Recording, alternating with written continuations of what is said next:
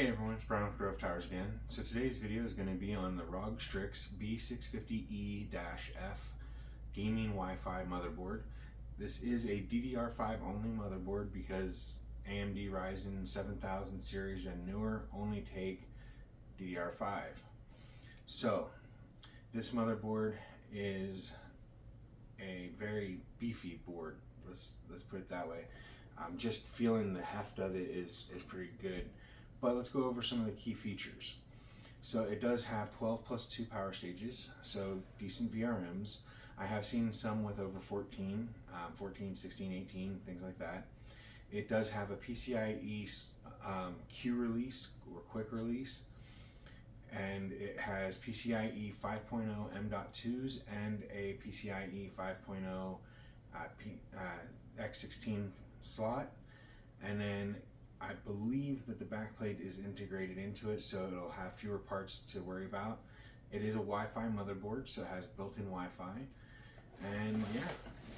So, and it is Wi-Fi 6E, so it is pretty decent Wi-Fi. So, then it is also a Strix board, so it will also have RGB built into it as well. Not just colors, not just lights on the board itself, but also the ability to plug headers in for RGB in your case and other components. So that'll be nice as well. This was part of a bundle. I'm going to go ahead and open it. It did come sealed, which is awesome. I love that. So let's take a look here.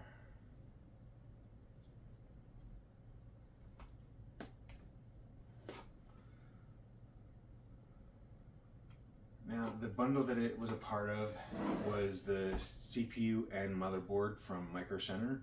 I did not go into Micro Center to get it. I purchased it on Amazon, so I didn't get it for as good of a price as those of you who have a local Micro Center would get it for. So inside the box, there's a little spot here for the Wi-Fi antenna.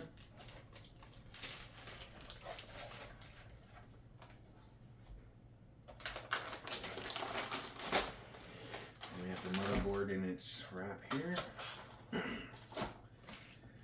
We do have 2 SATA cables, a couple zip ties, which will come in handy. I'm not sure what this pad is. Onto the existing M.2 pad. So pads for the existing M.2s. Looks like some thermal for the M.2 and a quick release for the M.2. So we'll keep these out just in case we need them. There's a keychain for ROG Strix. And then we have our manual and welcome item. I'm going to keep the manual out just in case as well. You never know when you'll end up needing the manual.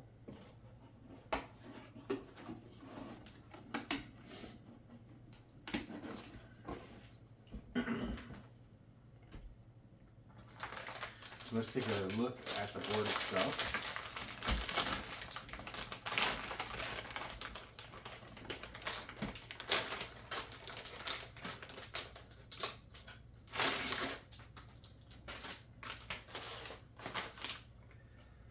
Like I said, it is a beefy or hefty board, so it does have some weight to it. Oh, okay. So on the back panel, it is integrated like I mentioned before, like I thought it was. You've got an HDMI and a display port for video. You've got 4 USB 3s. You've got 4, looks like USB 2s, 2 USB 3.2s or 3.1s, 2 USB Type-Cs. There is a button for doing your BIOS update. It is capable of doing the BIOS update without a CPU installed from the looks of it, so that is awesome. And then all of your sound and your Ethernet, which is 2.5 gig, and then your Wi-Fi connectors are on the rear. On the board itself, we have pretty decent heat sinks on the VRMs, so that's nice. It's a 8+4 pin for the CPU, so a bit heftier for your overclocking if you decide to do overclocking. You've got a header up here for your CPU fan, which your CPU socket is right here, so you'll put your CPU cooler on, wire it up here. You've got 4 DIMM slots for RAM, so plenty of expandability. 24 pin for power. Like I was mentioning before, you've got the 4 and 3 pin for 5 and 12 volt RGB connections up top. You've got them down at the bottom as well. Looks like you've got an additional 3 pin down here, but nope, never mind. That's SPD-IF, so that's sound. So you've got 3.0 USB front panel up here. You've got 3.1 or USB-C is what it uses, this connector here for front panel. So that's cool. Down bottom here, we've got 2 USB 2 headers for the front panel. We do have a fan header here. And it looks like the only other fan header is over here. So 2 fan headers plus the CPU header, of course. I don't see any other fan. Oh wait, nope, one hidden right here. So it'll be kind of rough to get to, but when you're putting the rear case fan that sits right here, it can go right here behind your graphics card. Graphics card, of course, will sit here with a quick release here. That's cool. It's barely offset, but it is offset enough that it looks like it'll avoid the back plate, so you should still be able to hit this even with a longer graphics card. You have 3 M.2 slots. You've got 2 X1 slots and another X16 slot for the finger to be X16, but if I remember correctly, this is only an X8 slot, but I could be wrong on that. It could be an X16 PCIe 4. And this one, however, is PCIe 5 capable, so you want to keep that in mind. This has the standard lock mechanism. This has the quick release for this one up here. So we have all of those nice features, plus we've got some SATA connections up front, 4 of them. So you have expandability with hard drives and regular SSDs, which is nice. Everything looks really nice, sturdy, dependable. It has some decent weight to it, so it feels like it's a good quality board. I won't know, of course, until I've tried it out. This board is actually going to go into a client's PC, so I don't have first-hand knowledge of this board, but everything points to it being an excellent board. So that is the end of the unboxing of the B650E-F Strix motherboard. However, what kind of unboxing video would I be doing if I didn't do a couple of pieces to this puzzle? So what I'm going to do is we're going to install a 2 terabyte NVMe into the slot.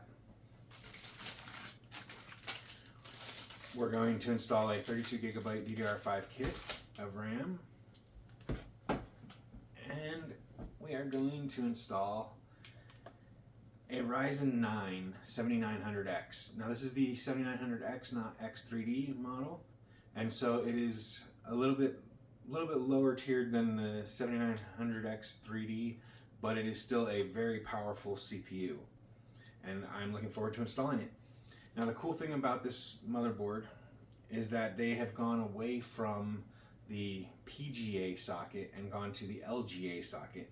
And the difference is that LGA sockets, let's see if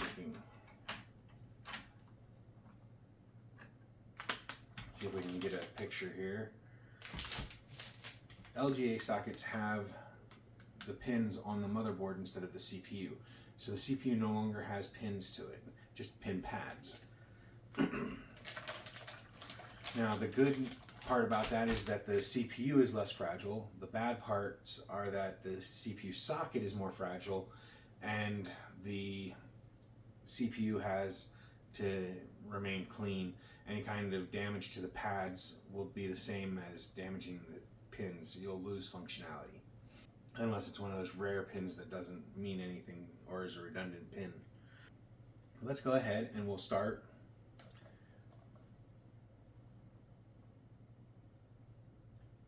with our CPU.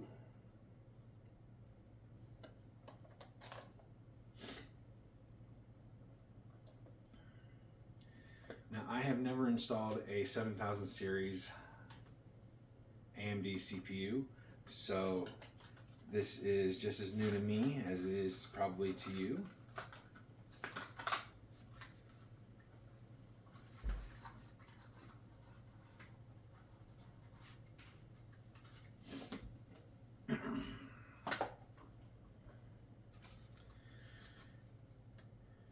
So this is an easy process. It should be the same as with the Intel CPUs that use the same type of technology, LGA.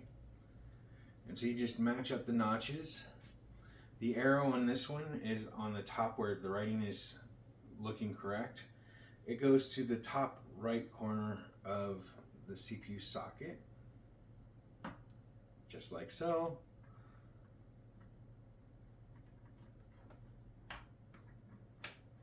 I'm going to remove the cover to the CPU socket just because I would rather not have to press so hard on it for the first time that I do it. But that's it. You put it in, close the top, close the lever, and now you've got an installed CPU. So now the next step we'll do is we'll take the M.2,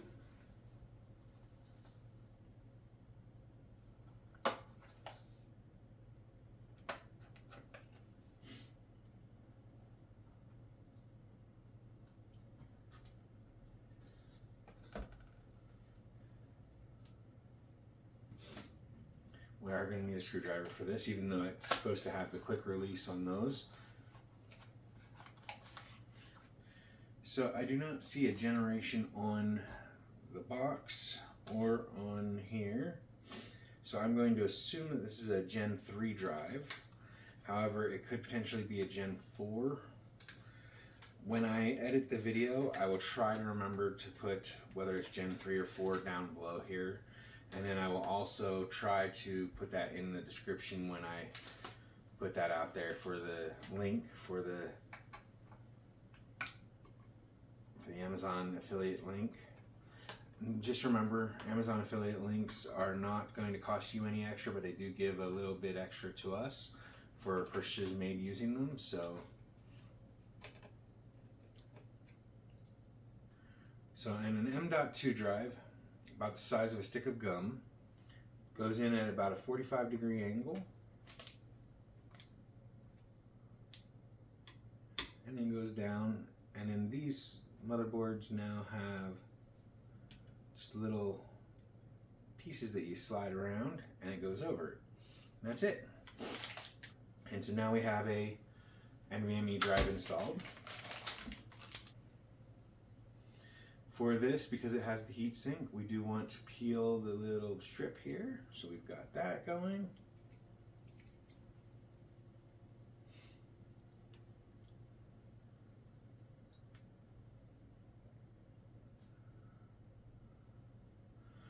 Angle this a little bit for me.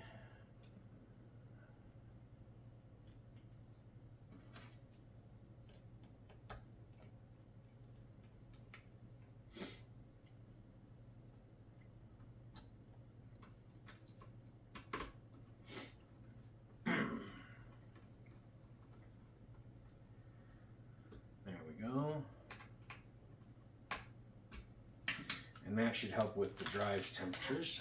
So we now have it fully installed. It's covered up. So you will not see the drive. It will make it a little more difficult to replace it in the future, but it looks better.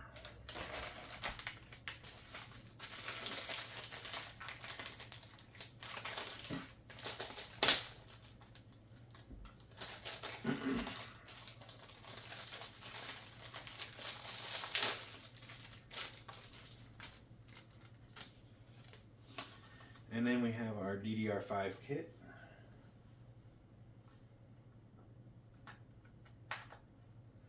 This is a 2 by 16 gigabyte kit.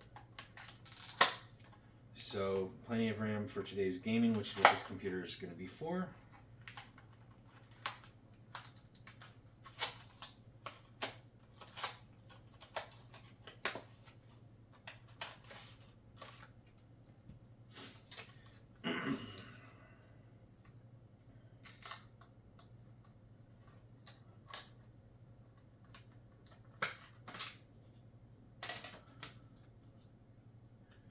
And I will give the client the stickers for the front of the case so that if they want to, they can brag about stuff that's installed by using the stickers.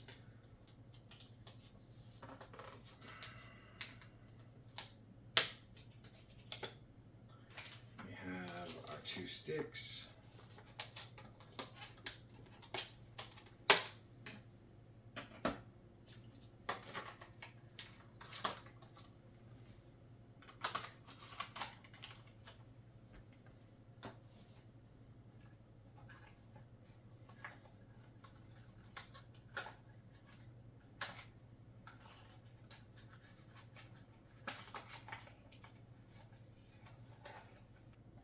So now for RAM, it's the same installation process as any other generation of DDR.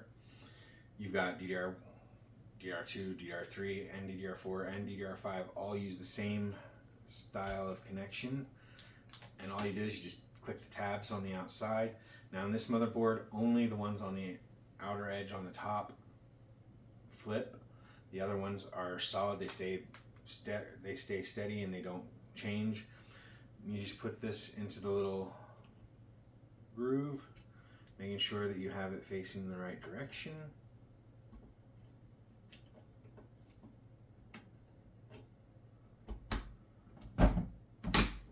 And the clicks make you aware that it's done. Now with this one, you do have to angle the one side that stays steady, because apparently it does not just slide down. There you go. And so our motherboard is now ready to be installed minus the cooler. And the cooler is just going to be an AK620 if I remember correctly. I'm going to do that off screen just because I'm going to do it off screen, but I'll probably just mount the mounting equipment and then put the motherboard into the case and then put the cooler on after plugging everything in so that I have access to the 8+4 pins. But this is the process that you do for setting up the motherboard and getting it ready. So I do hope that this video helped you to decide if this is the right motherboard for you. If it did, make sure you hit the like button down below. If you haven't already, hit the subscribe button in this general area over here so you can keep up to date on our new videos and our community section. And as always, if you have any questions about myself, the product, or the channel, make sure you leave those down below in the comments section or on Twitter @TowersGrey. So thank you for watching, everyone. I hope you have a wonderful day. Bye for now.